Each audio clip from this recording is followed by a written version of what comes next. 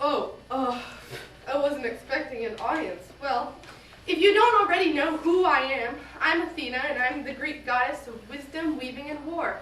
If you don't know who I am, then you mortals have really gotten out of touch with your roots, and I don't just mean your ancestry. I hear you guys are learning about wisdom.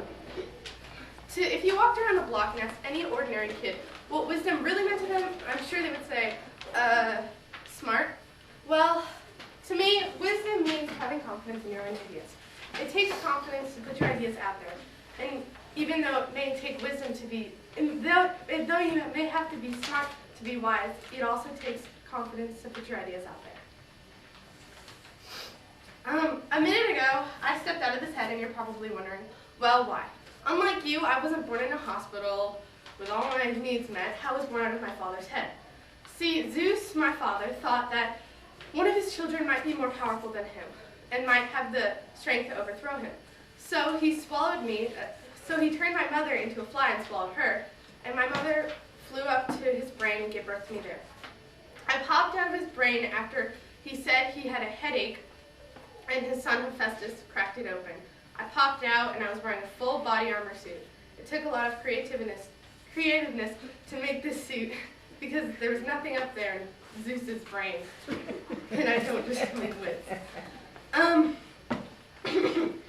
Poseidon and I once loved this city in Greece, so we decided to have a competition for it.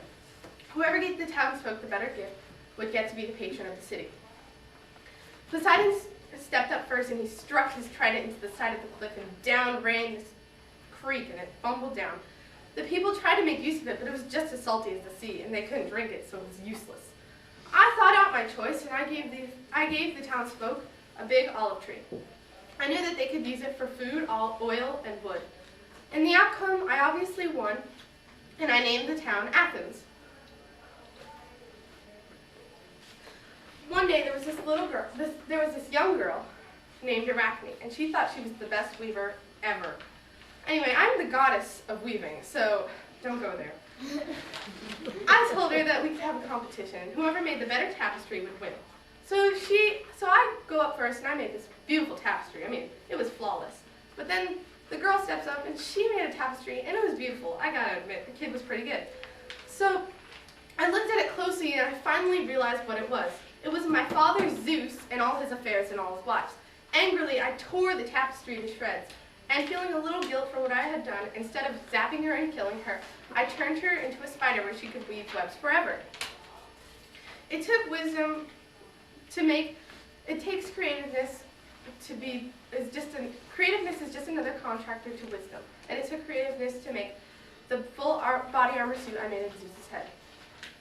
It took wisdom to know that the olive tree would be the better decision in the outcome, because I knew that the Athenians could use it for food, oil, and wood.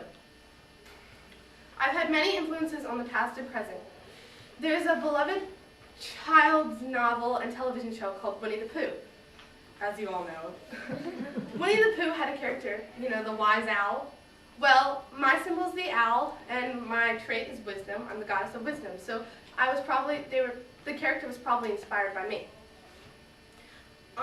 Also, in the army, soldiers wear a patch that has my helmet on it. My helmet is a symbol for wisdom and learning, and that's probably why they wear it. But another reason is probably because I'm the goddess of war, too. I've had many influences on the past and present, and I probably have many in the future to come. Not many people worship or believe in the gods anymore, but everybody still knows that our presence is still there, especially mine.